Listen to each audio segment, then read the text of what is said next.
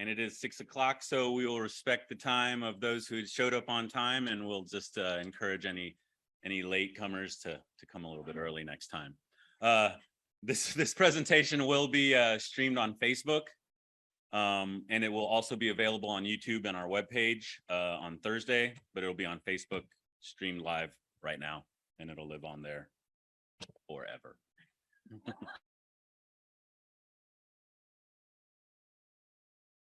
To the Parkville Living Center. My name is Marcus Flores. I'm the founder and executive director of the Parkville Living Center. We are a 501c3 community center whose mission it is to celebrate and make space for the spirit of love in our community. We are sustained by financial gifts from folks like you. So to keep this and other programs and activities like this going, please consider a financial contribution to the Parkville Living Center. Our doors are open from 7:30 to 2 p.m. or from 7:30 a.m. to 2 p.m. Monday through Thursday. So feel free to come by, enter into the space, enjoy some coffee, computer stations, conversation, and we can get to know each other a little bit better in that time. But tonight we're here to embark on a shared experience. Tonight, we'll all learn a little about diversity, equity, inclusion, and belonging. Starting off the night, we'll hear a message from Rondell Dunn, Chairman of the Parkville Diversity and Inclusion Commission, which will be followed by a presentation from Brian Whitley, Alderman and member of this commission. Brian will have to leave right after his time, but to attend an Alderman meeting tonight. So we thank you for your time in showing up. But we will have time for a question and answer session after his presentation. So have some ideas, have some questions going in your mind, and we're gonna turn on the presentation from Rondell now.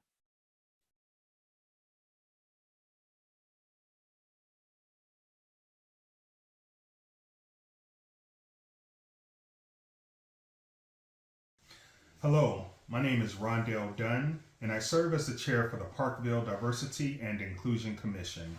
I apologize I cannot be in person or on Zoom due to work travel.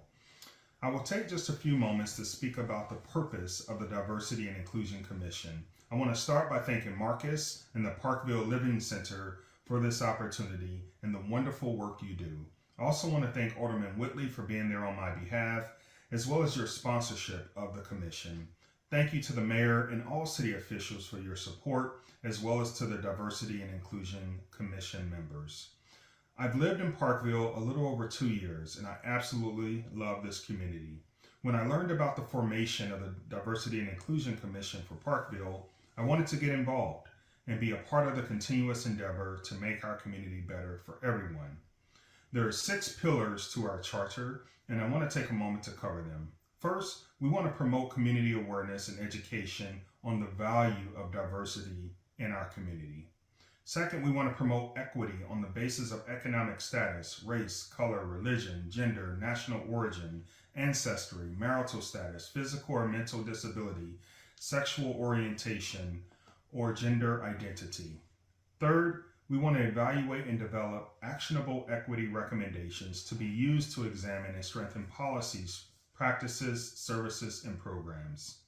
Fourth, we want to promote responsiveness of our government to concerns of people that may be subject to bias or discrimination in the community.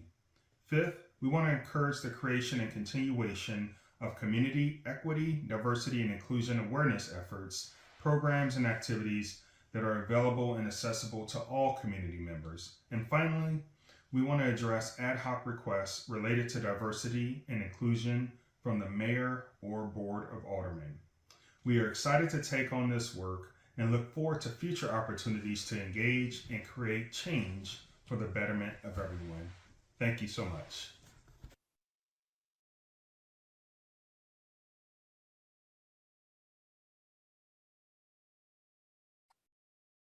And ladies and gentlemen, Brian Whitley.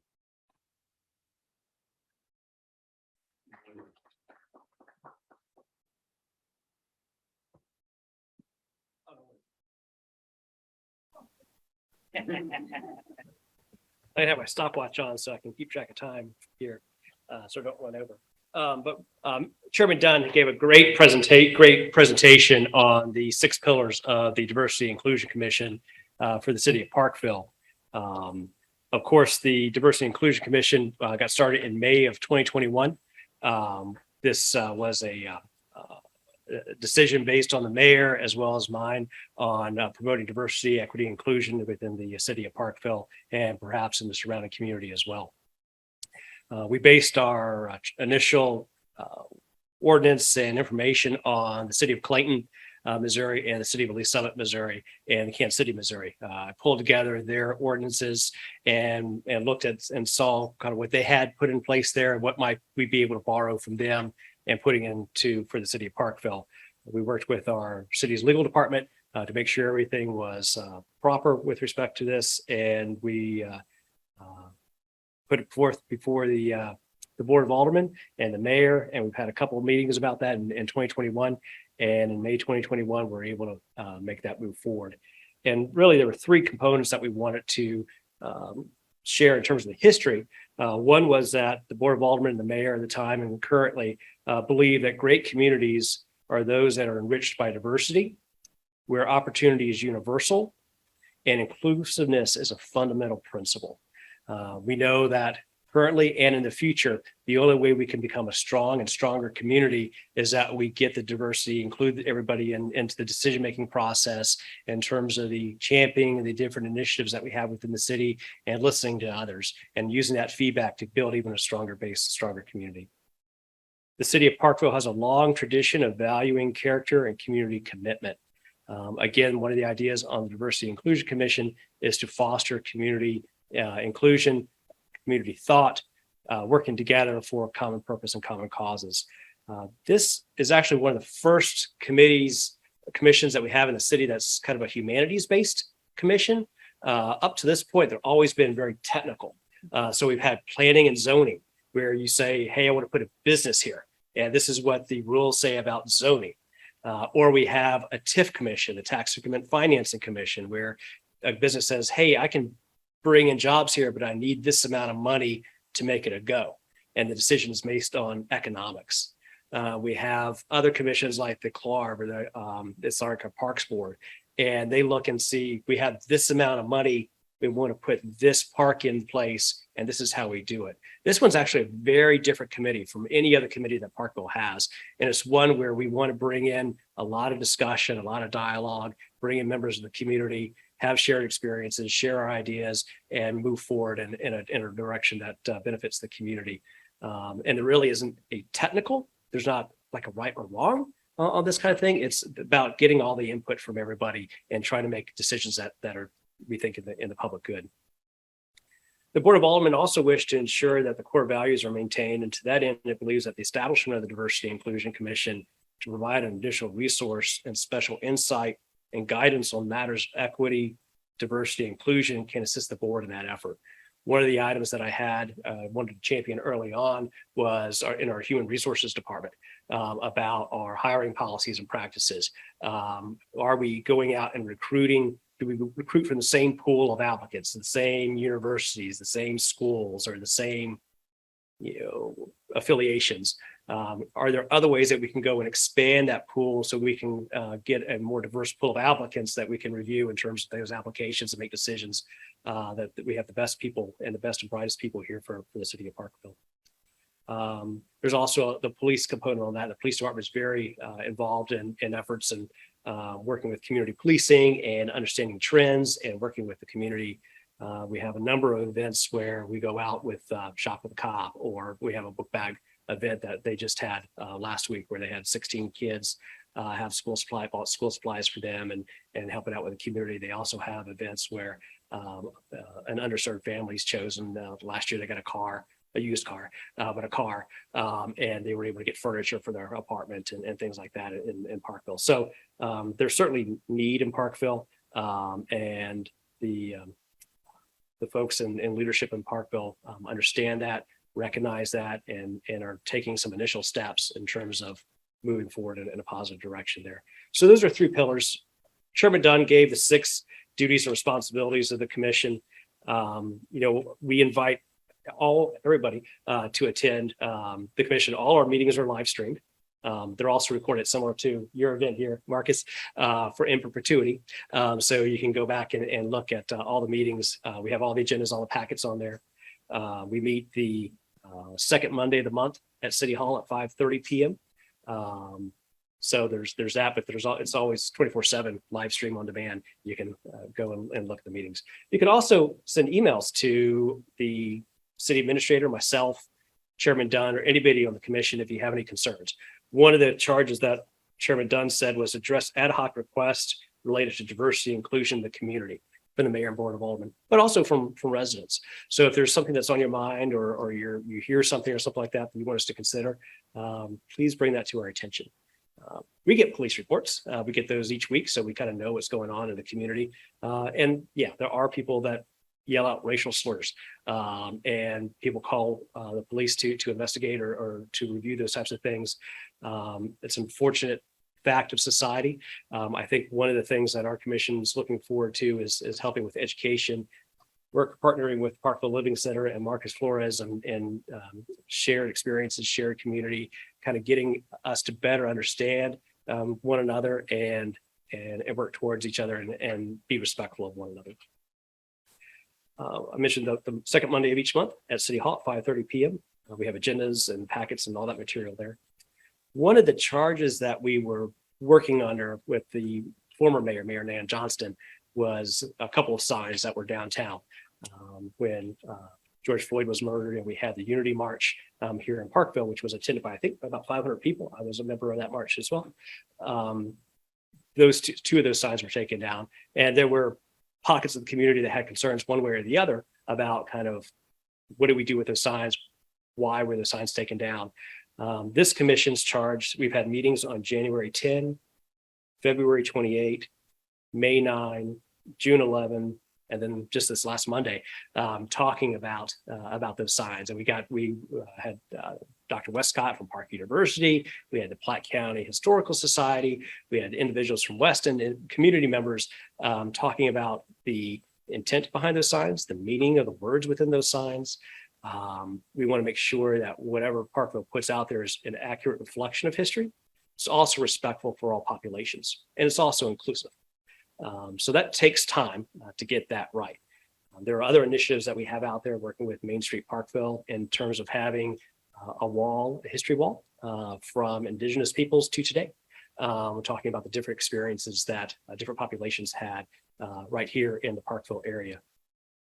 That'll take some money, take some funding, but we have the ideas and we have people that are knowledgeable that can contribute that information. But it's also, we want to make sure it's reflective of social norms and the ideas that folks have in the community and kind of what they want to see out there too.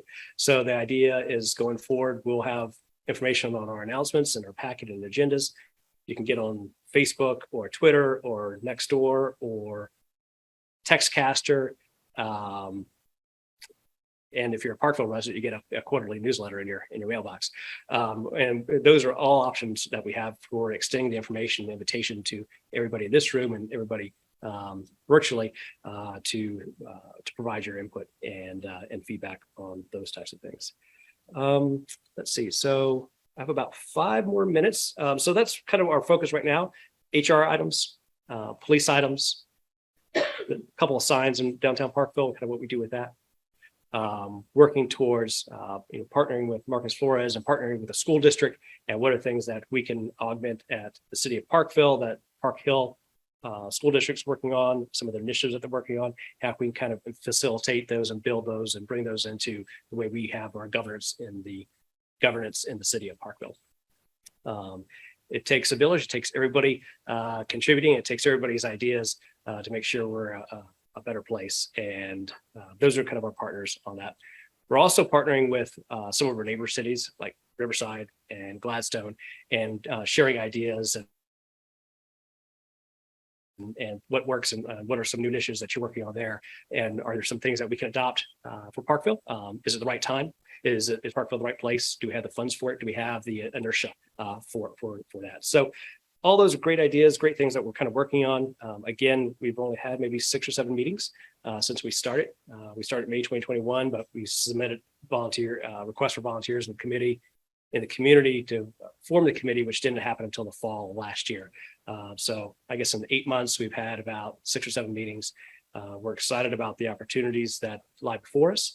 We're excited about the engagement that we're going to have with members of the community. And we do encourage everyone here and everyone virtually to reach out to us and let us know how we're doing, right? That's, part of our charge is to serve the people. Probably maybe all our full charge is to serve the people of Parkville. And we want to make sure we're doing it in a respectful and expedient manner. I guess with that, I'm open for any questions that anybody has. And I don't know if you can get questions virtually or not, Marcus. Yeah, our Mike will be there watching the Zoom, and if anyone has questions, he'll convey those to us. Sure. I know I have a question. Sure. I'll get it started. You had mentioned a couple cities that were kind of the template for this commission. And I was wondering if there were any particular wins or measurables or expectations that you saw within those cities that made it appealing to use those cities as a model. Sure. Part of it was they were some of the front runners in terms of Missouri cities. So the idea is, yeah, there's other states across the country that are moving forward on initiatives, but we operate within the state of Missouri. So we wanted to make sure that whatever we had maybe stood the test of any kind of legal challenges or anything along those lines. So so what we did is look through the state of Missouri and what other cities were kind of on the leading edge of DEI initiatives. And at the time, and when I drafted this, it was in the spring of 2021. Government moves slowly, but at least in Clayton, Kansas City, and Lee Summit, they moved more quickly, and they had policies and ordinances out that are already available public consumption on the internet. And so I borrowed from those to work with that. Lee Summit had a survey that went out. I believe Belton also had a survey. Belton or Raymore, forget which city, had another survey that went out. And I looked through those materials that those cities had compiled in terms of attitudes towards race, gender, kind of you name it. So there were types of things out there, and it was either Belton or Raymore had like 200 pages of material from citizens that had put in information about gender discrimination, racial discrimination, ethnicity discrimination, physical or mental disability discrimination that they received at work, or they felt perhaps encounters with people out in the community. So all that's important feedback. That doesn't just happen in those cities. That happens in Parkville too, and we recognize that. There are other cities that have maybe taken some steps earlier than Parkville, and the idea is like what worked for them and what are some challenges that remain. And we're learning. We're continuing to learn, and we have a great commission that's working on these issues. We have great staff that are interested in these issues. The fortunate thing is that when I proposed this ordinance, I had the full support of the board. I also had the full support of the mayor, and I had the full support of the city staff. That doesn't always happen for every initiative. And it was nice that in Parkville, there was acceptance for DE&I initiatives, and that they wanted to be better. And so that's the first step. And so we're happy about that. And just that they were the front runners in terms of some of those things, and they had them out there. So I thought I'd adopt those for our purposes. You mentioned you worked on the sign. Did you get the sign completed? The signs are already completed. So the idea is, what do we do with the signs? One, there was a green sign that had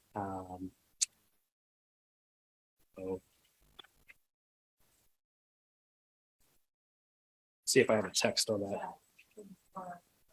Yeah. Parkville, founded by George S. Part, 1838.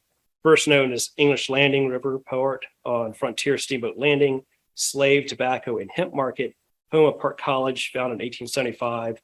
John McAfee and George Park pioneered in new pattern in education, fide sit labor. So there's 1950 style, I guess, writing in terms of that. It was like it doesn't make sense necessarily to me today or to other people that were reviewing that. Dr. Westcott had offered that Parkville wasn't actually a slave market. That was more Platte City, where you have the courthouse, and that's now slaves did, enslaved people did work in, or there were enslaved individuals in Parkville proper, but there wasn't kind of buy and sell on Parkville, according to Dr. Westcott with Park University. The other piece on there is that there's the term slave, tobacco, and hemp all in the same phrase. And while in the 50s, that might have been an acceptable way to approach that. Today, enslaved peoples is the term kind of is more often used. The other thing is that a slave in this context is commoditizing a person. So it's a person. You have hemp and tobacco and slaves. So you're equating a human being to a product that's bought and sold, which I believe most people, if not all people today, would find abhorrent. So the idea on that is there other language that we can use to convey the same ideas here, that enslaved people were instrumental in building Parkville, or something that's a little bit more respectful. And so that's the idea behind that. The idea that we had at the last meeting was to offer to return the signs to the Platte County Historical Society and the Sons of the American Confederacy. And if they chose not to, we'd kind of have to find something else to do with that. But that's great. The sign has not been replaced yet. So that's your next under. So the first step would be make sure everybody's on the same page on the commission. The second step would be to reach out to the Platte County Historical Society and the Sons of Confederacy and ask if they want the signs returned.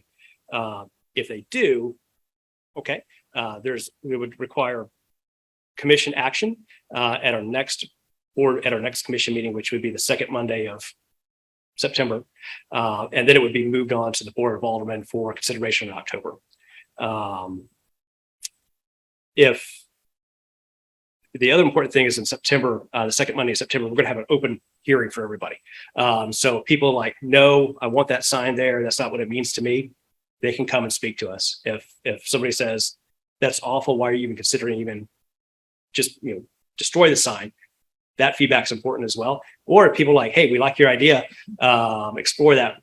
It's going to be a public hearing, so public input. So I encourage everybody that has on all sides of the issue to come and speak on that. So it helps inform the decision. Again, as I mentioned earlier, we're here to serve the people of Parkville.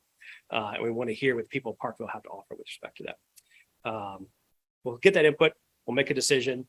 Then it will go to the board in October-ish. The board will make a decision. I don't have a sense of where the board would be on that. I can maybe guess. And then after that, I think it's around budget time, and maybe we'll work with Main Street Parkville. This is more speculative, but work with Main Street Parkville on a wall of signs going from the indigenous people to today in terms of all the contributions of all the people throughout time in the Parkville area. That's a farther reaching. That's I think Weston has something like that. Boston has something like that. There's a lot of models out there that have those types of things. And I think that would be exciting because we can tie in. We already have an app. If you're not familiar, Downtown Main Street has an app for different historical sites in Parkville. And the idea is to have sort of a walking tour. And hey, the Washington Chapel, Park University, English Landing Park. These are people that helped build these institutions that we know today, and kind of educational experience. Yes, ma'am. I want to make sure. Correctly, you said, I just want to make sure that enslaved people, which they were. Mhm. They were soft. They were not created. Wait, so you're saying that they wait to tell them that that's the history? Mm. I'm just trying to understand why we would use my whitewash history of what really happened. If it goes back to what happened, if we're going to do it, well, this kind of stuff like vinegar, so people, it's still a picture. Right. Like, these were just over 70 years, they know a lot about people in this area and about, a lot of stuff. Black people, so I just feel like, Yeah, and we still. Sure.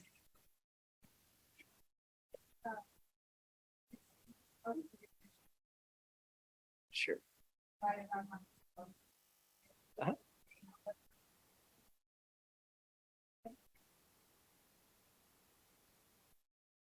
Lucille Douglas is a member of the discussion, as well as Andres Dominguez, Adrian Singletary, Michael Pearl, Rondell Dunn. So we have, members of the community that I think others know. We have a list of about 10 people here that were part of this conversation. The idea there is, right, I don't think anybody wanted to whitewash kind of the situation that kind of where Parkville was from the 1800s to the 1900s to today, right? But I think the idea is that we want to be respectful of the contributions of enslaved people, and what's the best way to not create this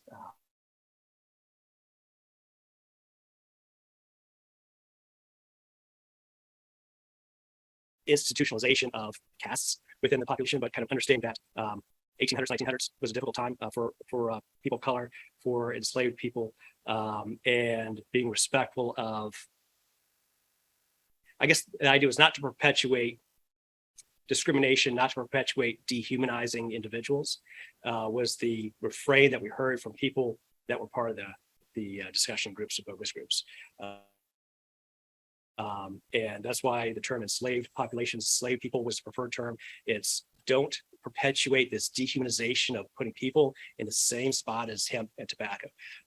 It's you can't do that. It's not proper. And so that's the feedback that we're hearing. But of course, if the idea here is to cast the net wide and listen to the perspectives of everybody in the room, and it's to pull in that information and want to make sure that we're being respectful for everybody on that. So I invite you to come in on the second Monday at 5:30 at City Hall in September, either in person or virtual, or I can meet. Marcus can give you my information and we can touch base. And if you have kind of something targeted in terms of kind of language that you would like to see on there or something like that, I appreciate if you could reach out to me and we'll bring that up. Or you can bring that up if you're there in person or virtual. Does that? Okay. Sure. Yeah. And I'm familiar with the term enslaved peoples. Yeah.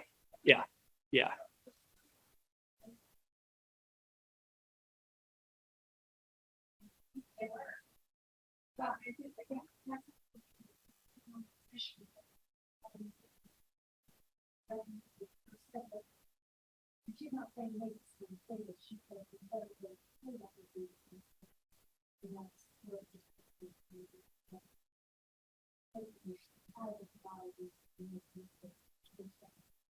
Yeah.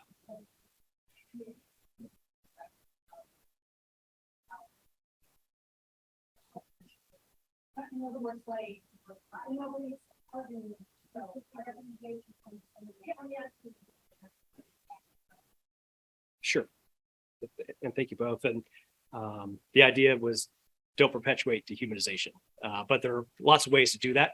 And we want to make sure that, again, we cast the net wide.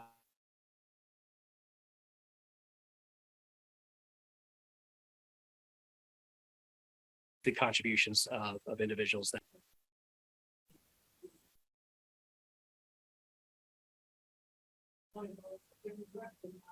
You have been talking about the work study, and potentially, you have somebody, on staff, that someone feels discriminated against, or holiday,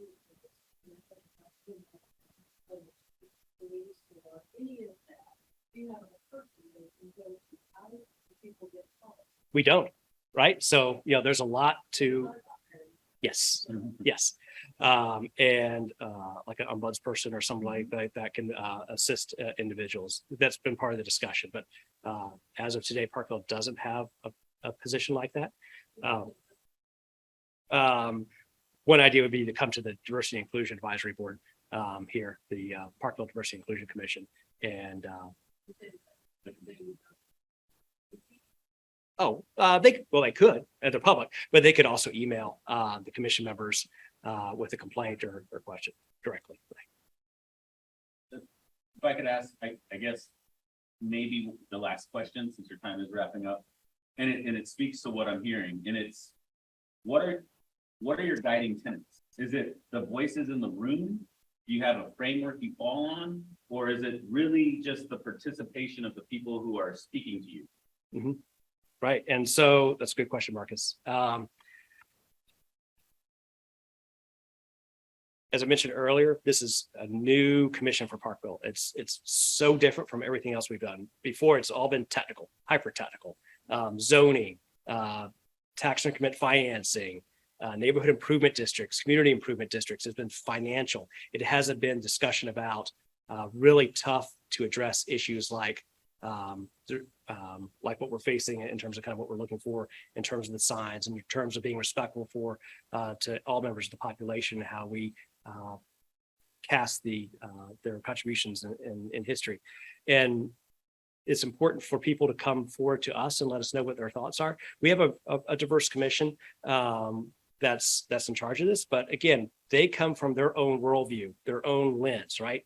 And so we can only speak from our experiences and our worldview. I don't have the experiences that you have. I don't have the experiences that you have. And so it's important for people to be willing. Well, one, it's important for the Diversity and Inclusion Commission to be respectful, and they are, and inviting, and to get that feedback and receive that feedback and really think about the meaning behind that feedback and how can we make Parkville a better spot, a more welcoming spot, a more inclusive spot than we are today. So it's continuous improvement. There isn't kind of, hey, we know we're there. That's not going to happen. But the idea is that we're going to continue being better tomorrow than we were today. And all the feedback that I received tonight has been great. And I'll convey that to the commission members as well. Of course, they can watch the video and see that for themselves. But my goal is kind of what Marcus is doing tonight is a first foray in terms of the community, because there's more people here tonight than have been to any of our commission meetings. So my hat's off to you, Marcus, and encouraging public participation and interest in this. But it's, I hope that tonight's not the last time I see each and every one of you. I hope that I hear from you, or you come to our meetings, or virtually or in person, or if we have focus groups or anything like that later on in the future, that you're participating in that and continue to participate in that so we can continue to hear those concerns and voices that you have. Thank you, Marcus. Thank you, everybody.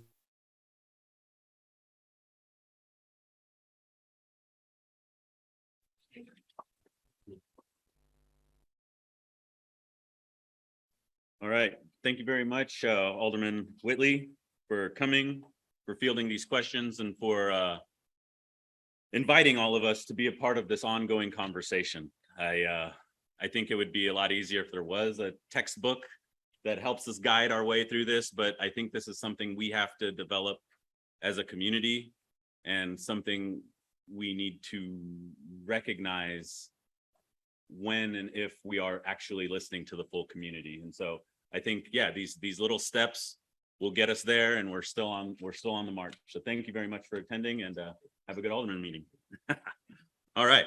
And the last thing I'll say is that those live streams, they're accessible. If you have any questions getting to them, shoot me an email. You can Google them. It's on the Parkville City website. And I've had my dose of binge watching TV recently, and a nice mix of that is to watch some of these live streams.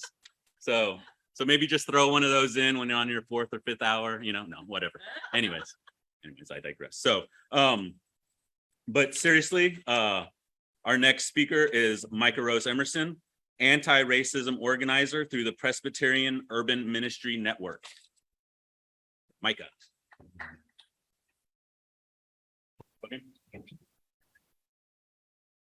Hello, everyone. It is really nice to be here. I'm really excited. I'm starting my stopwatch as well. I don't talk for 45 minutes about the beautiful color of your hallway.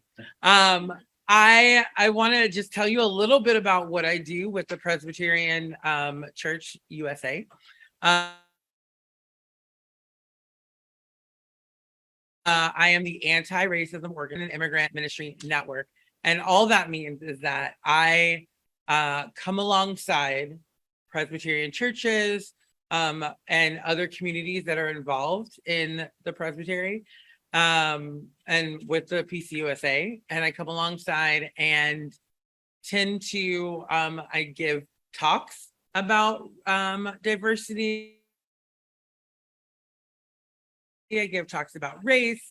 I give talks about I've even filled in for some pastors. I'm not a pastor. Don't tell anybody. I tend to look at things from a larger perspective and just have dialogue with folks. So some of the dialogues I've had have been with Pastor Scott Myers of the Westport Presbyterian Church. We've done 3 that have been at his congregation. And those are also on his on their Facebook. And we've done about, I want to say 8 on Zoom, 8 or 9 on Zoom. In fact, we have one scheduled for this Friday, and I'll get Marcus the information and he can put it up on the site. But this Friday, it will be Reverend Scott and I, along with hopefully a large group of folks on Zoom, chatting about the white falsification of history. And then we have another one coming up in October, and that one's on Black excellence. And then in November, we have one, it's called Reparations, Why Can't We Talk About It? And so I'll get, again, Marcus that information, and he can share it with your group. Another thing I do is I sit in and sometimes sit on councils. I have advised people. They might have a question about something that I might know about. So a lot of times I have lots of questions for them, but we have lots of dialogues. And so one of the things I love getting to do is to teach. Another one of the things I love getting to do is to have conversations with people about the idea of race, that it isn't helping people understand that it's not scary. It may feel scary, but it's not scary. And I wanted to share today just a couple of stories to help us kind of help you get to know me a little bit. And then when we have our question and answer period after Corey speaks, hopefully you can ask me some questions about that. One of the things I would like to talk about is my first understanding of being Black. So I grew up in KCK, just over the river.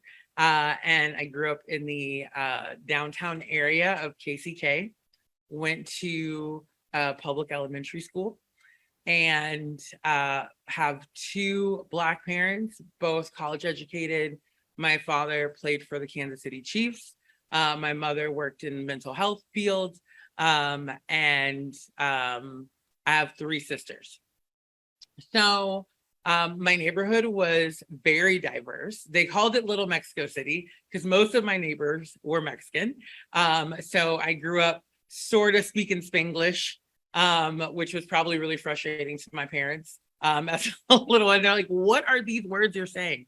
And I grew up eating a variety of foods, having a variety of friends. My mom used to tease us and say we were the Rainbow Coalition. Whenever she would come home, she'd go, "What is happening here?" We had all kinds of kids with all different types of abilities, all races and genders, and it was a beautiful sight. And we all wanted peanut butter and jelly sandwiches stat. So one day I was in this is in first grade. So I was 6 years old, and at 6 years old, I feel like this might have very little to do with the story, but I'm just telling you anyway. So feel free to stop me. But I was about 5 feet tall, and looked very similar to what I do now, except for I had pigtails. I didn't have colors in my hair, but I did have pigtails, and actually they were more like Afro puffs, really big Afro puffs, have a lot of hair. And so that was just me as a kid. And I was walking down the street and someone shouted out, "There goes that N-word." And I was like, "What is that? That's crazy." And I'm just walking because I'm walking home from school with my little group of the Rainbow Coalition, as my mom liked to call them. And we get home, and all the kids, we were kind of like, what was that? We don't know that. We don't know that word. At 6, we did not know that word. And looking at me, you might think, oh, like, was this in the 2000s? No, this was the 80s. I'm much older than I look. And and so I get home, my mom is there, peanut butter and jelly sandwiches ready, glasses of milk and water and various things were prepared for us. And I said, hey, I was walking down the street and somebody drove by and yelled this word. And she said, oh, what do you think about that? And I was like, I don't know what that word is. She's like, okay, go play. And so we will eat our sandwiches, we go play. And I tell my neighbor, because they used to say, tell Mike a telephone, right? Like, I could not keep a secret.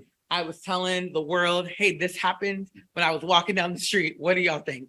And my neighbor was this old lady, Miss Clark. And Miss Clark was probably in her 80s. And she was friends with my great grandma. Everyone on my street knew who I was. I was always getting in trouble. I could never get away with anything. And she said, well, what happened? What did your mother say? I said, she didn't say anything. She goes, well, come over here. So all the kids, we go over to Miss Clark's porch. There's probably like 5 or 6 of us. We sit on her porch and she explains to us this word, what it was used for, and who it is supposed to be used for. And the, like, whether or not we were supposed to be offended by it, different things like that. And I went home, told my mom, Miss Clark said this, because of course, tell Micah telephone. And so I tell her that, and she's like, okay, we'll wait till your dad gets here. And we had a family discussion. It was mostly me and my parents. My sister at the time was 2. So she wasn't much use to anyone. But we had this conversation, and that is when I started looking at what it looked like to be Black in my neighborhood and in my family. And so my family is an amazing, very, very racially mixed group. My mom had lots of different ethnicities in her bloodline. And so we're going to fast forward to about 2013, and we get a phone call. And we get a phone call from this woman. Her name is Ellen. And she says, hey, so I'm on Ancestry, and I think you guys are the missing link in our family tree, like the missing branch. We have a family tree. This whole branch, we don't know anything about it. And we're like, well, okay, that's interesting. And we don't know anything about Ellen. She says, I'm coming to Independence because there's the largest genealogy library there. And she's going to do some research. And she's like, I'm from California. I'm coming there. I'm going to go look at gravestones. Long story long, she comes in and she says, well, I would like to get together with your family, the Patterson family, which is sort of we descend from that line. And we're like, okay, great. Again, we know nothing about her. So we go to, is it like Ryan's? Does that sound right? Okay, so we go to Ryan's. Yes. We go to this sort of separate room. And we have this back room. My whole family is in it. So cousins, aunts, uncles, all of us, we're just sitting there. My grandma's there. And we're all just kind of like waiting for this person to come in and say, like, show up, and maybe they're our cousin. We don't know. And in walks 2 older white women, very like surprising to my very Black family. And we were kind of like, hello, sorry, we reserved this room. And they said, yeah, no, we know. My name is Ellen. And the other woman says, well, my name is Jamie. And my sisters look at Jamie and they go, Jamie, do we know you? And so turns out Ellen and Jamie are our cousins by blood. We are the descendants of a relationship. So my mom's side between a slave owner and an enslaved woman. And they are the descendants of the slave owner. And so we're sitting there, right? So my family, which is like huge, we're all sitting there, and they're sort of there. They bring out this huge sort of thing that Ellen had drawn on. Ellen is brilliant. She was a history teacher at through the University of California system. She's just seriously one of the most brilliant women on the planet. And she's like laying it out and she's like, we think we're connected here and we think we're connected here. And this is what this looks like. Turns out Jamie, who is dear, lovely cousin, I believe she's like in her 60s. I hope she's not watching because I actually don't know how old she is. I think she's in her 60s. But she worked with my grandma in the 80s at Macy's at Indian Springs Mall. And Jamie's sister taught my little sisters English in their high school. So their junior and senior year, she was their teacher. We also found out that there were other really interesting connections between some of our California family and Ellen. And so we decided we were going to have a little family reunion. So we go on Ancestry and we're looking up people and we're emailing them and we're like, hey, we might be related. Here's our pictures. This is what we look like. We think you're our cousin. And some people were like, okay, we don't know what that is all about. They like blocked us, right? Other people showed up. So I have a cousin, Lori Jan, who is from Texas, and her brother Lex. They own, they're like, what do you call those people? Like ranchers. Then I have a cousin Denny, who is a retired professor from MIT. Then we've got, I don't know, there were so many people there. And I will share the picture with Marcus and he can share it with y'all too. It's a pretty cool picture of us. But we decide to go to the plantation where our stories crossed. And so if you can imagine a large group of Black people, a smallish group of biracial people, and then a large group of white people, all going to a plantation where our stories began. That is in, oh my gosh, it's just outside of Columbia. It's in Missouri. It's in Missouri. Oh my gosh, I can't think of the, what? No, where is it? Yes, it is Boonville. It is Boonville. It's a little, but it's like another little like piece. It's not quite Boonville, but yes, that's the exit. There's like a chicken restaurant there. Yeah, thank you.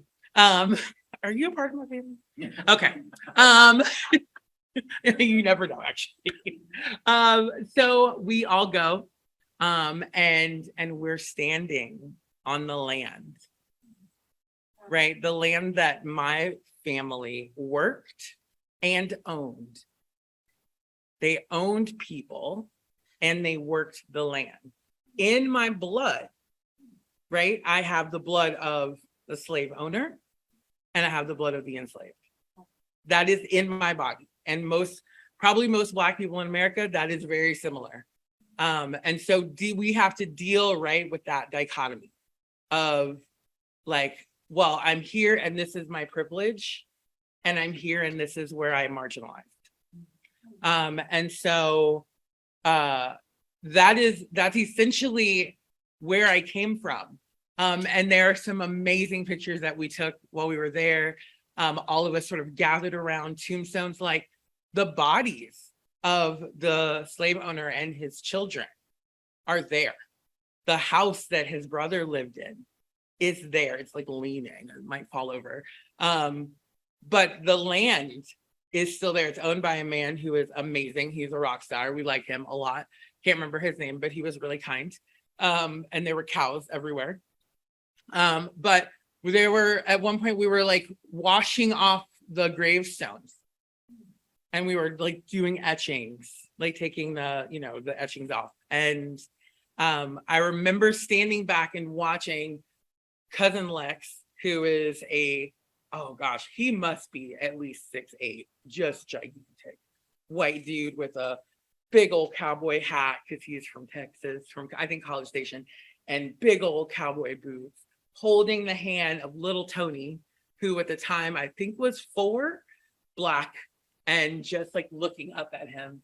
And it's the cutest picture, the sweetest picture. And what's weird is that they like kind of look similar, And we can actually tell, like, with our cousins we call them our cousins.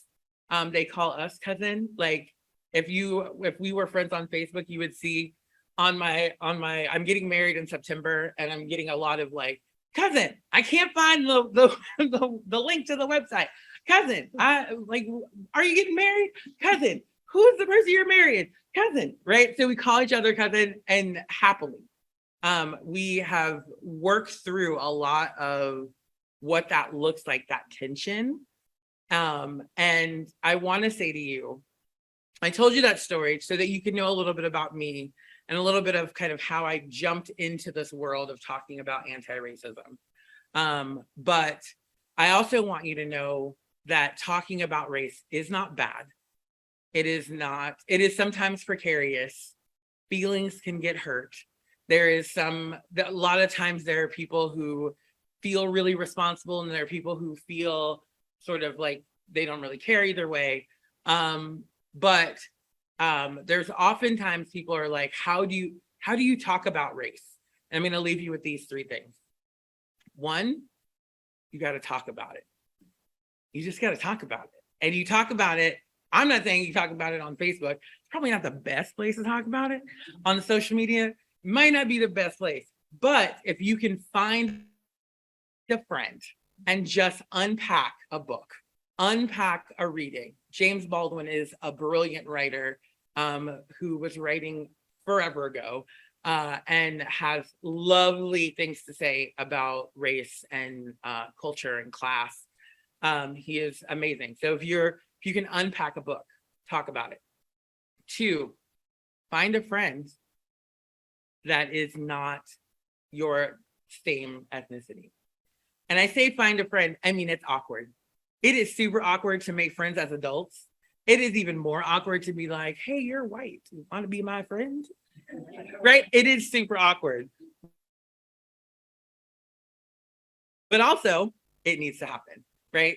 And the third thing I would say is check your privilege and your offense at the door. Though that piece has carried me far, very far. There are things that people say, and for instance, in one of the dialogues, I'm not sure if you were at this dialogue, Marcus, but we had a gentleman say, so I have a question for y'all. He's an older white gentleman named Walt. We love Walt. He is just a treasure. And he said, I Googled, why do white people hate Black people? We were all like, oh boy. All right, well, that's cool. Thank you so much for sharing. And he's like, and here's what I found. And then he proceeded to read all the things that he had found. But here's where I could have gotten offended, right? Like I could have been like, oh my gosh, I can't believe he just Googled it. Why didn't he talk to someone? Why didn't he do like step 1 and 2? Talk to your friends. What are you doing, Walt? Why are you Googling why do white people hate Black people? That is not helpful. But Walt was so sincere. And Walt was like, I'm trying. I don't know what this is, how to do this. I'm just doing it. And so we were able to sort of have this dialogue about his Googling and what he found and what sort of things that he wanted us to know. And so the 3 things again, talk about it. Talk about race. Race is not a bad word. It's a social construct. It means the world. It means a lot. Read and talk to people about different things concerning race, class, and culture. Make sure that you have friends that do not look like you, and check your privilege and your offense at the door. Thank you.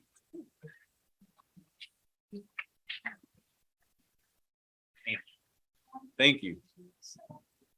James Baldwin. James Baldwin. Yes. Thank you so much, Micah. That was really great. I'm so glad that we will have an opportunity to ask you some questions and to begin some of those conversations and to feel out where we are in those conversations. So thank you so much for allowing that space and for inviting us into that space. Super awesome.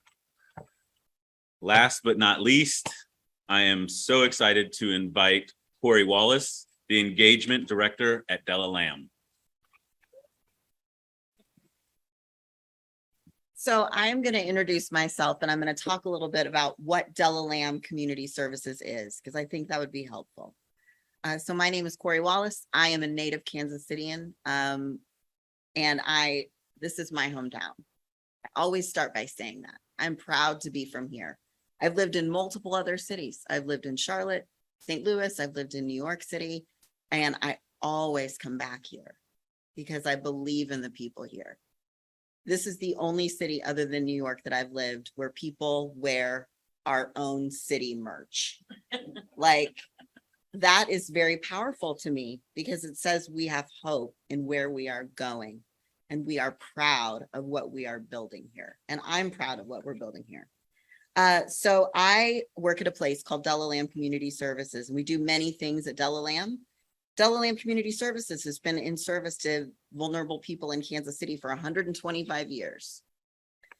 And funny, we're going to talk about the fact that my mother is a very, very proud member of a PCUSA church, has been her entire life, and I am the spicy Methodist in the family. Delalam is a United Methodist ministry, but that doesn't mean anything other than it means that we are supported and have been supported for more than 100 years by the United Methodist Church. Delalam is a real person. She was a real woman. She was the wife of the police commissioner, and she was a woman of great means. We are located in the historic Northeast, but before it was the historic Northeast, it was just called the wealthy part of town. And it was Ward Parkway before Ward Parkway was Ward Parkway. So if you're interested in historical places, we invite you to come to the historic Northeast. It has evolved to become one of the most international, culturally rich places in Kansas City. If you want the #1 tamale in Kansas City, you are going to want to go to Elvira's on Independence Boulevard. If you want to see what people of all different cultures and ethnicities, people that are new to our city, our newest neighbors, what they're eating, what they're enjoying, the music they're listening to, you're going to want to come to the neighborhood where I work. One of the key things we do at Delalam is we help support refugee resettlement in Kansas City. And I think that's why Marcus invited me to be here today, because I think refugee resettlement, to me, is a really good indicator of our willingness to open our arms to strangers. And for me, a litmus test for diversity, equity, and inclusion and a real sense of belonging is how comfortable are we with strangers? You ever visit a town where they're not comfortable with strangers? You might go visit a relative or might go visit a friend from high school or college who's moved away, and you go see them in their community. And you walk into the restaurant where they take you and they want to show you like the best of their city, and you do not feel welcome there.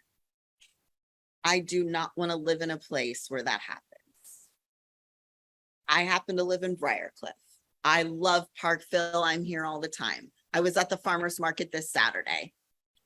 I love this city because I feel like you can explore here. You can be new here. You can ask questions here about what's available to the people who live here, what's available to visitors and guests. I believe that Delalam and the other 2 refugee resettlement agencies in Kansas City really ensure a culture of belonging and welcome for people that don't look like us, but who very soon will look like us because they become community members of ours. We've been resettling refugees since 2014, and we've resettled in the last 6 months for more than 450 people. Since the fall of Afghanistan, we've resettled more than 150 families. And I want to tell you where they want to live. I'm sure it's no surprise. When a refugee family moves here, they don't have a choice of where they're going in the United States.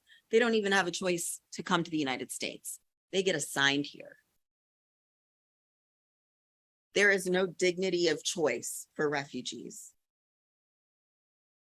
So when they are met at the airport by a member of our staff team or by a group of volunteers that's most of the time looks very much like the people in this room, they go to an apartment that they did not pick.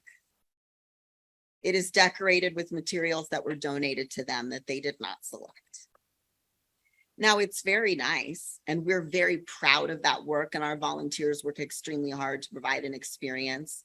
But one of the first things we say to them when they move into their new home is, this is yours. And if you don't like it, we will figure out a way for you to move or for you to get things in this place that reflect who you are. This is a starting place, is what we often tell our families, where they typically want to move.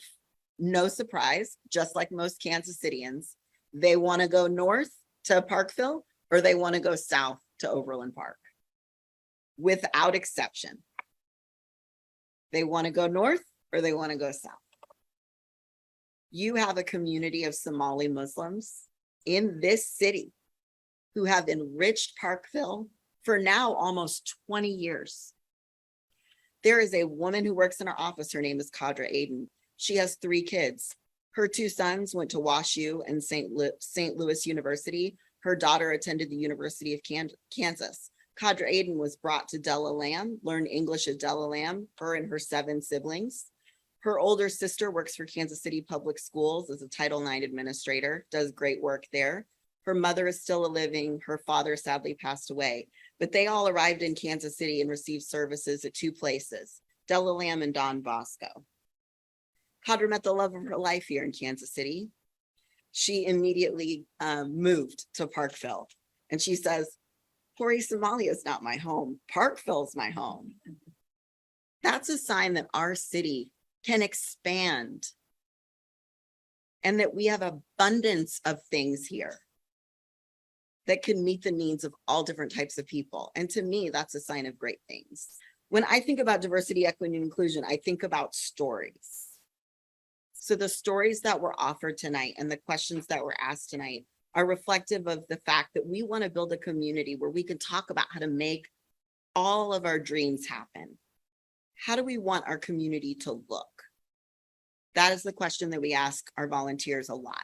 So if you're curious about how to make Kansas City a more welcoming city, the first thing you can do is ask a lot of questions. Ask questions of me, ask questions of each other, ask questions of your social circles, the people where you know and trust them already, where they have intimacy and social currency with you. The second thing you can do is find people who share your attitude. If you share my attitude that Kansas City should be a dynamic city and a place that evolves to meet the needs of the people who come here. And then the third thing you can do is reach out and ask how you can provide assistance. Now, I think there was a generational kind of time in the 70s and 80s where we were resettling a lot of people from Vietnam and Laos. Who here remembers that? That was a huge movement in this country. And we would put Vietnamese refugees, entire families, in basements just like this one.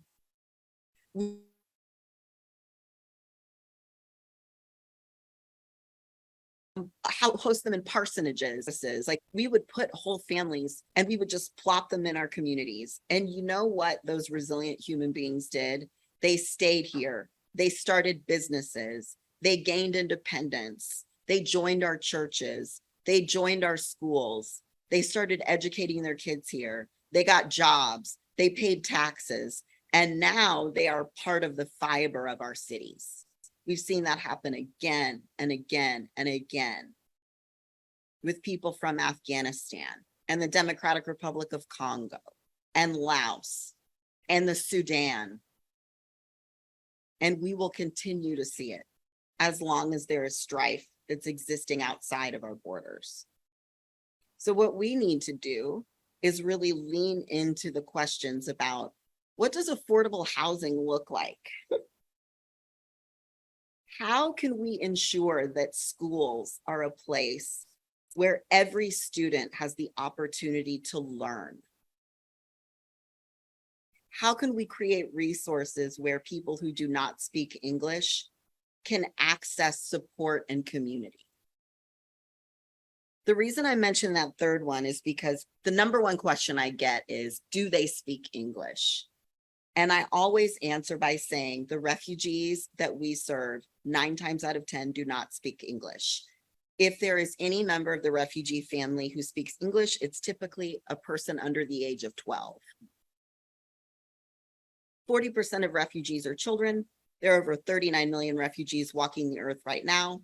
Refugee is a legal designation that is conferred by the United Nations. We only resettle refugees that are conferred that legal designation.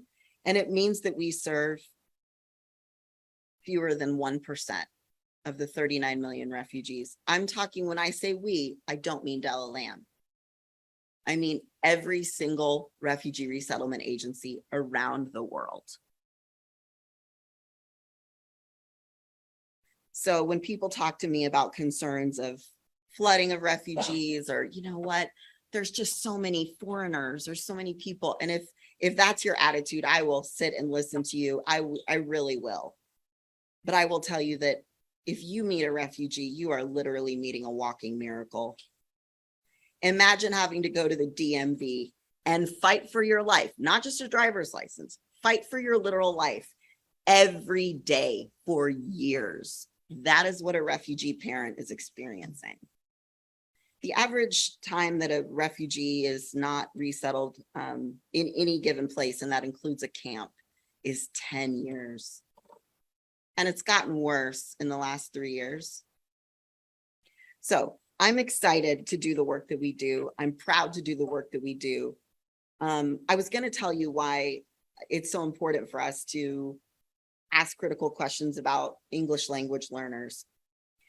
It's not that you can't walk into a store and buy something, or you can't communicate with someone who you might need their assistance, or they might need your assistance. That's not why ELL matters. Do you know why ELL matters? Isolation and loneliness. We're not talking about people who we just want to teach English to so they can talk to us. That's not our goal. Our goal is we want them to connect with their community. We want them to be able to walk in here and meet you. That's the rationale for English language learning. Or alternatively, that might be the rationale for you to get more comfortable with speaking with someone who does not speak English as a first language, or who might be an English language learner. And we can talk about how to create an environment where that's easier too. I typically get a lot of questions about refugee resettlement, so I am going to stop. I am willing to answer any question you have. No question is offensive to me. I check my privilege and I check my offense at the door, because most people who talk to me about refugee resettlement genuinely are curious. And curiosity is the first step to enlightenment, right? So I know that both of us will answer any questions that you have. I just spoke for you. You're welcome. But we're excited about this conversation, and I'm just very, very honored to be asked to come. Thank you so much, Marcus, for having me. Thank you. Oh, man, I really just get so much out of these times. I hope you guys do too. And visit later, missing out, because this is some good stuff that's happening right here. So much. And curiosity is the key. I can't elevate that enough, you know, to just ask questions, to be curious, and to know that there's a whole world outside of our experiences, and we get to learn about that, and we get to engage people and share. So exciting. But as we process all of tonight's shared experiences, I know you know, it may be a little difficult. Hopefully you guys have those friends and those community partners to process this with. But I want to just use this moment to say that that's the kind of space that the Parkville Living Center is. That this is the safe and brave place where you can come and ask questions, where you can come and voice where your experiences are, and try out your language, and we'll feel it together, and we'll process it together, and that's what a community means. So we're going to put the tables together, move the podium out, so get your questions ready, and we'll have a question and answer segment in just a minute.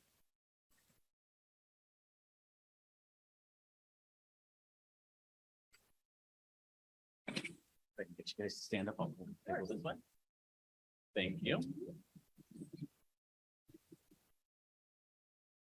right, you guys will be doing all the answering here.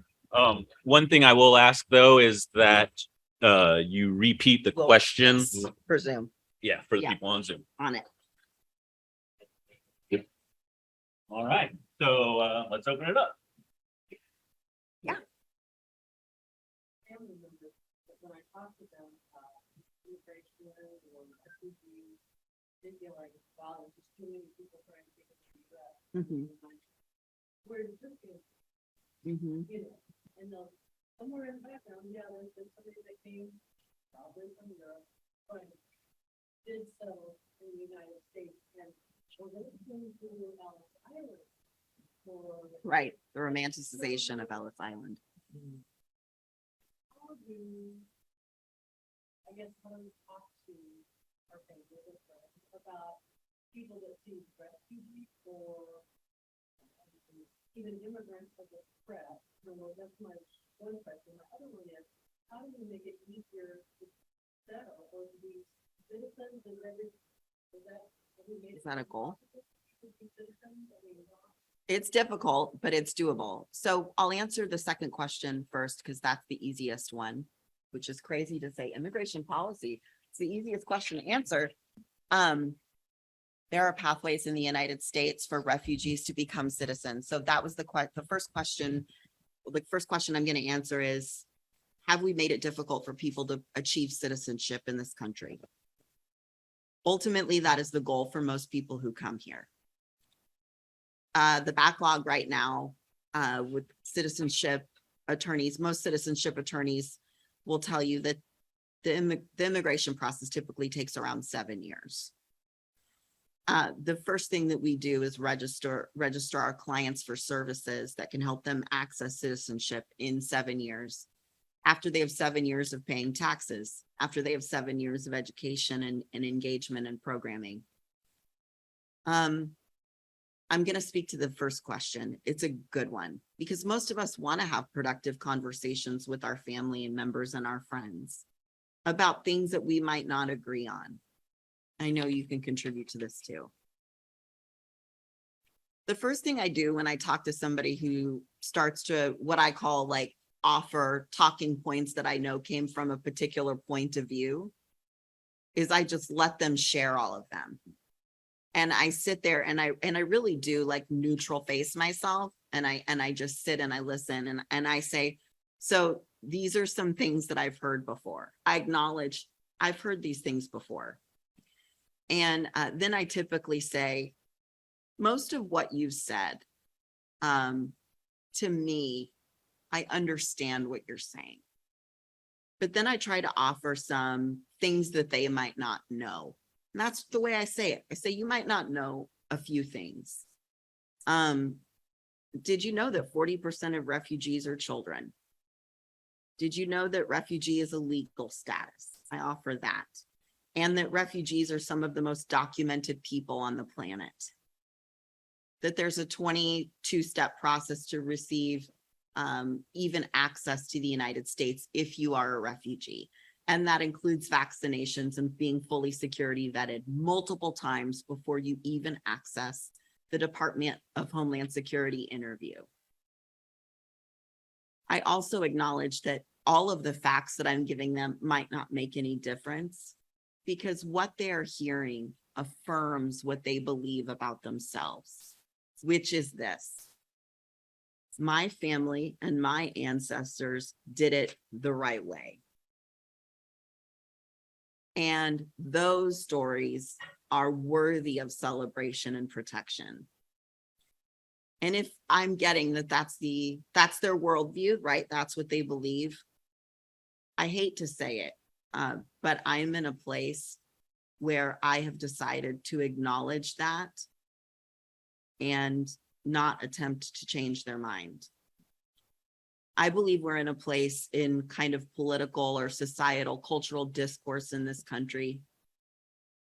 This is spicy, where some people are so far gone that you have to let them go. I would prefer to be in environments like this, where we can talk openly and say difficult things or ask hard questions, right? And if that person even asks one question of me, I'm way more likely to be open to continue a conversation with them. So that's what I'm going to advise you to do is encourage them to ask questions and say, you know what, if I don't know the answer, we're going to find it together. Because if someone's asking a question, they really do want to gain clarity and understanding. So yeah, I wish I had a better piece of advice for you. But the majority of undocumented people, that's not the population that we serve at Della Lamb. But the majority of undocumented people are people that are desperate, that are willing to do desperate things to get out of their situation. And I don't know that in America in recent history, the majority of us have that lived experience. Imagine if you were I'm talking desperate to move to Omaha. I use the Omaha analogy a lot because Omaha is a non-threatening place, right? Omaha isn't that much different than Peoria or Lenexa. But if you wanted to save your own life and save the life of your kids and you wanted to get to Omaha, you would do anything to get there. And it's just the belief that you are not fundamentally safe that can traumatize you to a point that you're willing to give up everything to get to somewhere else, anywhere else. I don't know that Americans have a lot of empathy for that because most of us have never experienced that. And so until we experience that or speak with someone who can speak with personal authorship about that, we are unlikely to have a greater sense of empathy. I wish on some of those talk shows, they would have resettled refugees actually tell their stories. But that would create empathy, and empathy doesn't sell ads. So, yeah, that's my answer for that.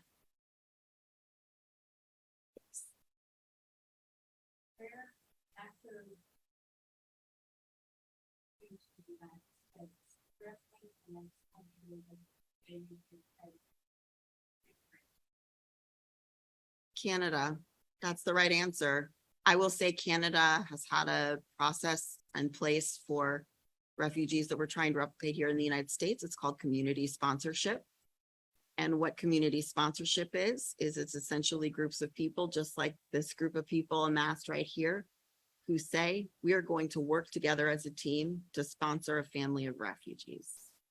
We are going to get together with an organization like Della Lamb.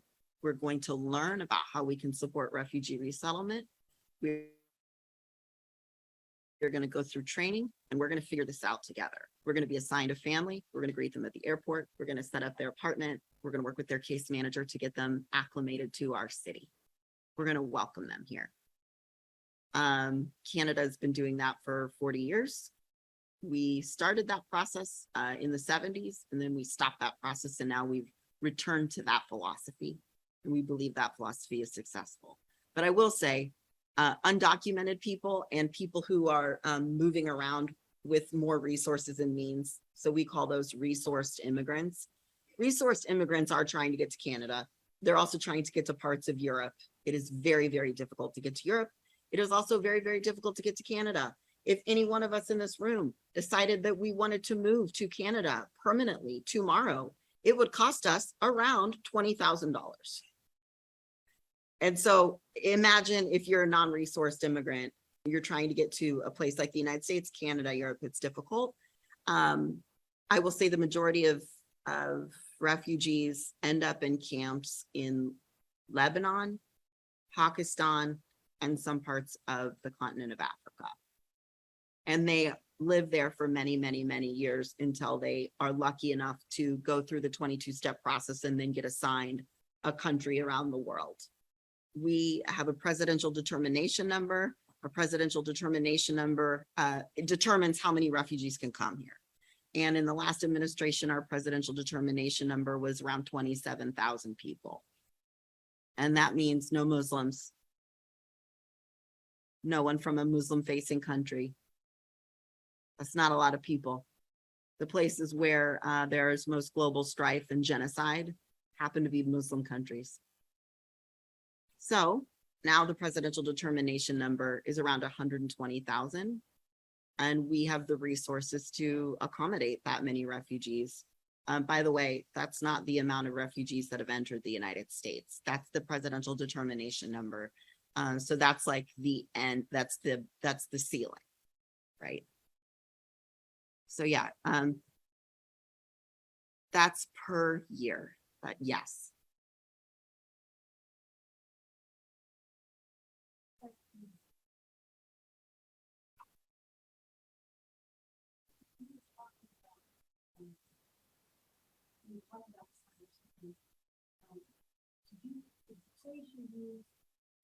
Was it whitewash the school?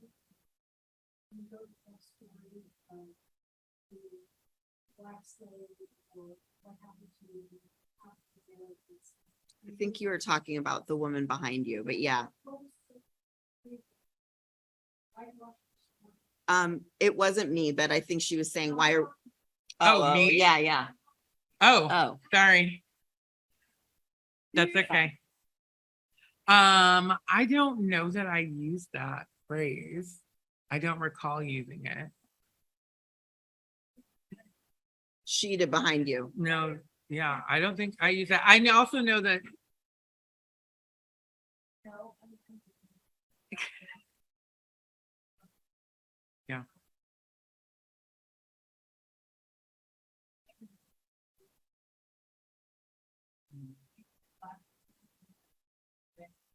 right, and that was like, Mhm. so they want to, you would say what that. Yeah, okay, I want that. Yeah. The second thing that I want to share is my son-in-law. Uh-huh. And I told all my daughters when they moved to the mother out that they didn't play outside the United States. Uh-huh. Not because I didn't want them to be immigrant, I just didn't want them to be that far away. Yeah, I get it. Yeah. And I wanted grandkids and I wanted to be like next year. Mm, So, but my daughter married the only Canadian soccer player in the university and she moved away. And then they got married and my son-in-law, after they were married here, started the process of applying for not citizenship. mhm. Right, And it cost different 2 years. right. It cost them $14,000. Yeah. And my husband and I, even though they were both well-educated, good jobs, Mhm. and money, my husband and I still were responsible. So it is not easy. No, to get into this country, even if you- right. And the other thing that I wanted to say, and I know you talked about, check Your privilege and your offense. check your privilege, Mhm. I was raised by the United States. And when Eisenhower after the war, he said the military will not be safe. Right. He said, we are going to liberate the military. These black men who fight next to us, and die next to us, and fight for this country. I'm integrated with them. Mhm. And so he said, from now on, and that's really what the Dustin, and I wish you could do as silent, there will be no more prejudice. And when the president of the United States was of course for a president, takes an order like that, it happens. And then all of a sudden, you see on military lists, these, racial equality centers. And that's why we have Colin Powell, and we have the man who's currently the defense secretary for the very prominent black people in the administration and in past administration. Because of Eisenhower's efforts. Because I was raised much like you. I was raised on military bases where you weren't allowed to be defenders, where you weren't allowed to have prejudice. I was raised by a father that took our African American maid to help my mom and my dad's in Vietnam. And told her in 1963 in Columbus, Georgia, Jessie, don't you get in the backseat. You come up here and you sit next to me.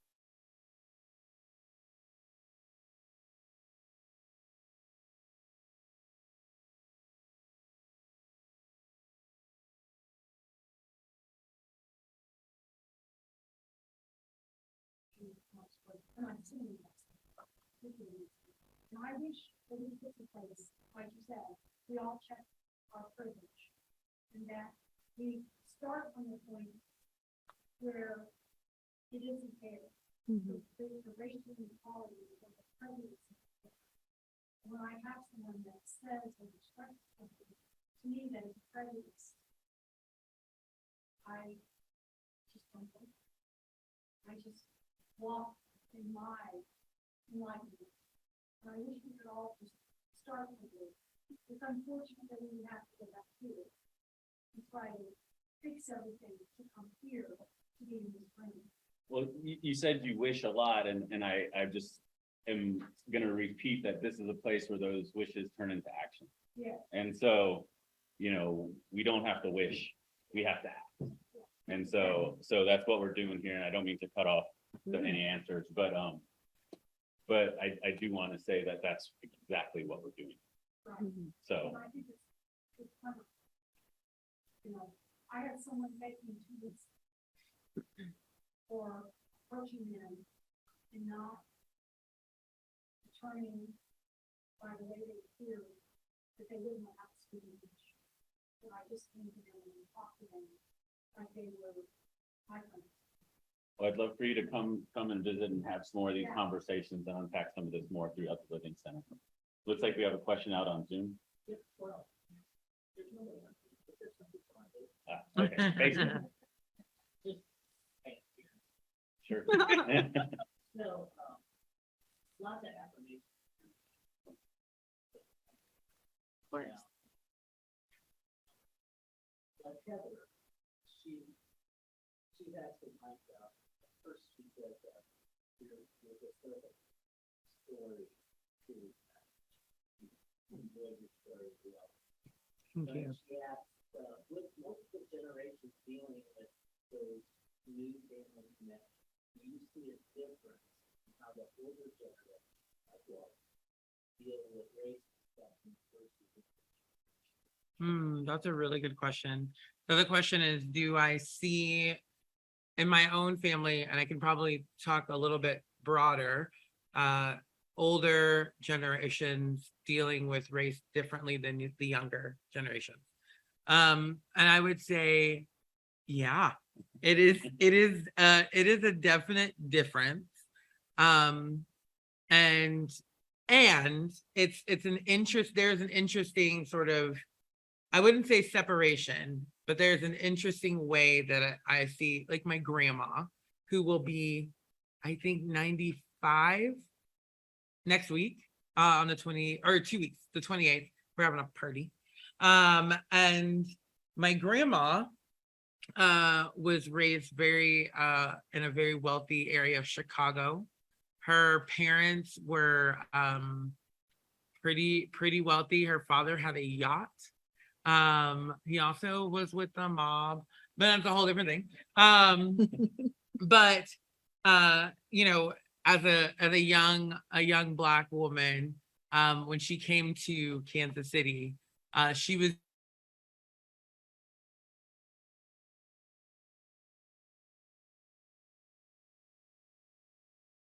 used to Black women taking care of her. And so when we talk about race, she'll differentiate. There's a goodness that comes with lighter skin, and and more challenges that come with darker skin when she's talking about stuff. Now, again, my grandma is in her 90s. She can pretty much say whatever she wants. And I just go, yeah, okay, grandma. But if you look at me, right, like I'm pretty brown skinned. And she is the most proud of me. She is my biggest cheerleader. And she is still like, oh, like you should not lay out in the sun like you do. I'm like, grandma, I don't lay in the sun. This is just what my skin looks like. And she says, stay out of the sun. I go, okay, grandma, thank you. And so when we talk about race in that way, right, like it's a little funky. But I will say my cousins who are young, the little ones, that are not little, like they're in their 20s. The way that we all talk about race together is very different. they're a lot more vocal about what they see. Like, oh, I see this, I understand this. I had a conversation with one who happened to be over to my house, and he was saying he's like little, so he's like maybe like 9, and he was telling me about some show, and he's like, yeah, you know, well, the black boys get in trouble all the time and the white boys don't get in trouble. I said, oh, well, that's interesting. Is that what happens at your school? He goes, oh, all the time. I go, oh, okay, cool. So talk to me about that. And he's like, oh, it's just how it is. And he sort of went on with his life and watching the show that he was watching. And so I feel like he has a little bit more like ability to kind of just say the thing. And I would say my generation, so I'm gonna tell you guys how old I am. I am 42. I'm older than you are. Oh, shut your mouth. I'm 45. Get out. Yeah, I- melanin, baby. I It's know the her. best. My grandma told me to stay out the sun. No. But yeah, so I'm 42. So my cousins that are in their 30s and 40s and 50s, you know, a lot of us have made a choice to either be the one that talks about race, or to be the ones that sort of ignore it, kind of push it aside. And so there's I would say we're probably split half and half. And that's just in my own life. In my work, with the anti-racism as a anti-racism organizer, I'm finding older folks want to have the conversation. They want to have them and they don't have space to have them. Yeah. So folks in their 60s, 70s, 80s, they're the ones that I'm connected to are like, I wish that there were more places that I could just talk about it, because this is how I was raised, or this is where I grew up. And no one believes how I believe now. And I don't know how to have these conversations with my family or with my friends. And so that's for me, that's like the biggest difference that I'm seeing. I don't know if you. Yeah. So there's a stigma that I think, I don't want to make any judgments about the age band of the sitting comprising the majority of this room, but there was a stigma around talking about racial things. And the stigma was, I don't know why, I think it was rooted in probably supremacy, but, but there was a stigma. And I think that even now there are fears. And so we assign language to talking about race, equity, inclusion, belonging, community.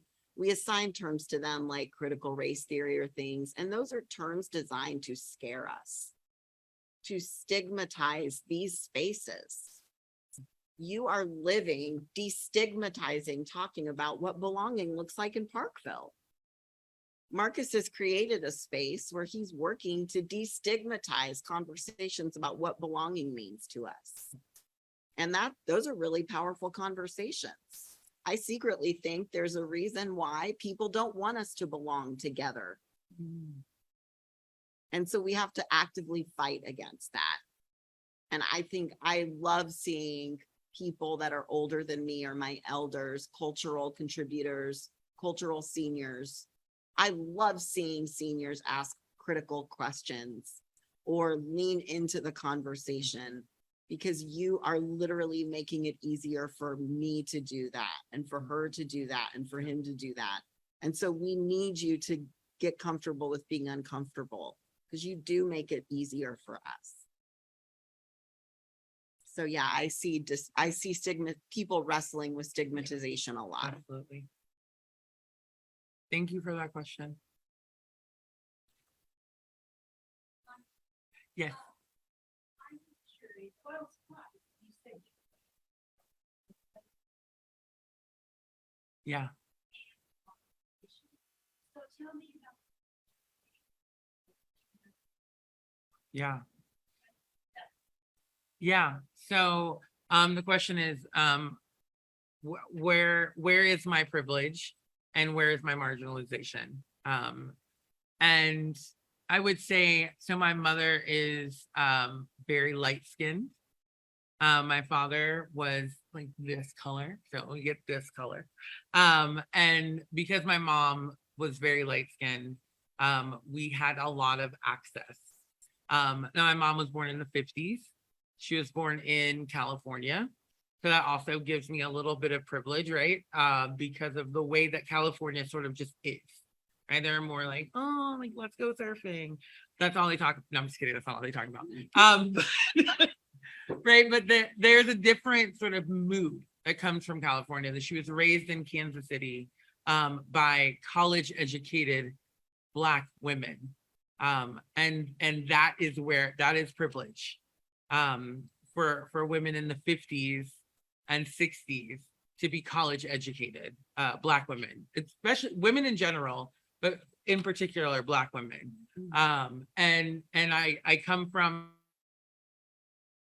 you know, he was a professional football player. He played for the Kansas City Chiefs. He was the first Black All-American out of Kansas, went to University of Kansas, and told me if I went to any other school, I did not go to that school, but if I went to any other school, I would be disowned. And he told my sisters the same thing, but none of us went there. That's fine. There's still time for you. But that's where my parents met, right? So there's some like, oh, like, well, nostalgia about KU. But a lot of my privilege comes from the ability of my parents to access education. So I come from a two-parent household with two parents who were college educated, who had good jobs. We were still like kind of lower middle class, which is a whole other conversation we can have. But another part of that would be just the expectation. I think a little bit of my privilege comes from the expectation that we would go to college, and that there would be like financial means for us to go to college. I like to tell the story. I grew up probably in a house that was maybe as big as the bottom of, you know, this bottom floor, the basement, and maybe a little bit smaller. And I had my own room, and I have three sisters. They shared a room. So there's a little bit of privilege right there. I was the oldest. But I had in my house a bookcase that was a repurposed bookcase. It was an old like jeans display from like JCPenney's or JCPenney outlet that went from floor to ceiling, filled with books. And that was what we did. My parents were like, you're not watching TV all day, go grab a book. And not that my parents were great or they were wonderful. My parents struggled the same as most parents struggle. But I think that their love of education and their understanding of education and their access to it gave me and my sisters privilege. And I think part of that had to do with sort of my mom's very, very fair skin and my dad's like very athletic. Mhm.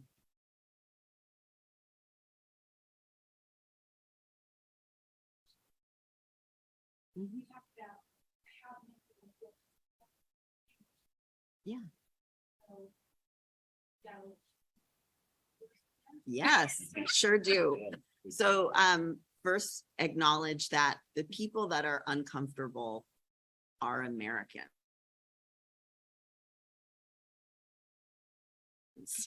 We have been crippled by a lack of understanding that if you are sitting in a social environment with someone who doesn't speak your language, it is okay. So the first thing that I do as a staff person is I make myself comfortable with using gestures.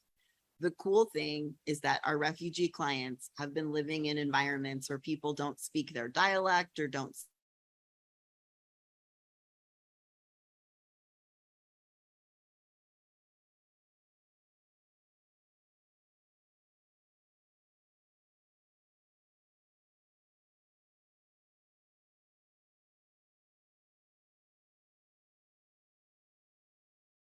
so they use gestures to communicate.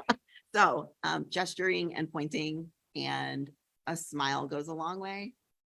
I think just there are incredible things that can happen with the cell phone. That is one thing that all of our clients have.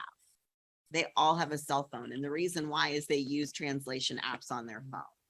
They're faster than we are at them. And so translation apps are free. You can use them very easily. I will say that, I was on a phone call with one of our interpreters I was talking to a gentleman who arrived at Delalam on a Saturday. We are closed on Saturday. I was there with a group of volunteers who looked very much like you. So we had a client walk up and I greeted this gentleman. And he would open up his phone and he called the interpreter that he likes working with. So I get on the phone with Emmanuel and I say, hey, Emmanuel, how can I help this gentleman? And he says, well, Mr. Wally is there, but I will tell you, Corey, he speaks a dialect I don't even know. So we're gonna have to figure it out together. And just even Emmanuel saying that to me and being like, this is gonna be tough, but we're gonna do it. And Mr. Wally knows you don't speak Pashto.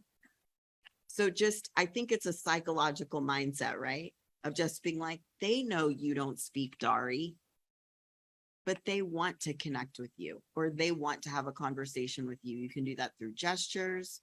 You can say, I often, kids are the great equalizer. We don't want to work off the emotional labor of children, but so often children are very intuitive with like, instead of, if you're in a social environment with somebody who doesn't speak your language and you can find a place to sit, sometimes it's more physically comfortable to talk to someone who doesn't speak your language when you're both sitting down. I know that sounds weird, but I think for Americans, it tells you, you don't have to rush. You don't have to rush.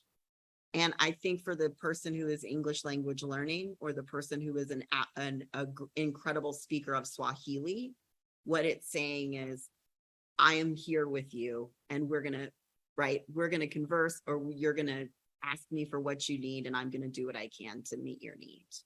So the first thing, sit down with that person if you can. If it's more than just a greeting and they need something, gesture to your phone and open your phone. Always have a translation app on your phone. If you are in an environment where you think someone is in distress, I would ask you to, and I will tell you that these are encounters with the police typically. If you have the opportunity to stand in silence and in observation, this sounds weird. Push past your discomfort and do it. Because your presence, there are plenty of what seem to be white faces in this room. Your presence as an observer, and flat out verbally say that. I am choosing to observe because I am concerned for this person's safety. Say it just like that. I'm choosing to observe because I am concerned for this person's safety. And just that, I think sometimes, I don't know, I really believe energy tells people that they're safe with you. And so those three things: have an app on your phone, sit down if you can, and choose to step in solidarity if you think someone needs it. You're welcome. That is great. You know, might just be a little bit- Yeah. point it this way. Yeah. It's coming up a little past 7:30, and so I want to be respectful of time. I know these conversations can go on forever and they should go on forever. And so I want to just put a last plug in for Micah and her conversations on Dialogues on Race. We'll have that information at the Living Center. You can actually Google her name and find it all on there too. She's pretty popular on the Googles. But and then I wanted to ask Corey if there were trainings or exposure programs that we can connect with at Delalam in that same kind of manner as our kind of action item as we disperse and process what we've heard tonight. Great timing. Every month, and ours is tomorrow, there is a call called Refugees Welcome, and I host it. It's at noon every single month, the third Wednesday of the month. So tomorrow it will be Refugees Welcome, and we have a conversation about the nature of refugee resettlement in Kansas City and how you can get involved. If you are a person of faith, on Saturday, September 17th, we are hosting an interfaith refugee forum where you'll have the opportunity to gather with other people of faith. I need to talk to you about this. Yeah. Gather with other people of faith to have a conversation about faith-based practices to welcome the stranger. So we're excited, and it's free. It's happening at the Kaufman Center. We'd love to have you. So reach out to Marcus. I will send you the link to register, and we'd love to have you there. Tomorrow is Refugees Welcome. It's a Zoom call. And I will also give, I think the link is on our website. I know it's on our Facebook page. A Zoom call means, oh, refugees welcome. Yeah, it's just a conversation about what refugees resettlement looks like in Kansas City and how you can get involved. Awesome. Let me grab this, make sure everyone on Facebook gets it. All right, so that concludes our town hall for tonight. We have another town hall scheduled for October 18th.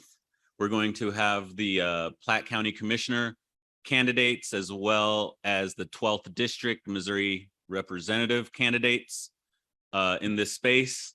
We'll have questions and answers that are written and given, and we invite you to come to that as well. And like I said, the Living Center is open Monday through Thursday, 7:30 a.m. to 2 p.m. And these are the type of conversations we have every day. And this is the type of work that we get to engage with and discover and learn from and make great partnerships with amazing people and amazing organizations that we can touch, that we can engage with, that are right here in our community, that really help to uplift us all. So thank you all for coming out here. Thank you all very much for your time and your experiences and for inviting us into that space. And I just encourage us all to continue processing, continue these conversations. They've left amazing tips for us to go out and flourish the world with. So let's do that and have a great evening. Thank you all. Good night.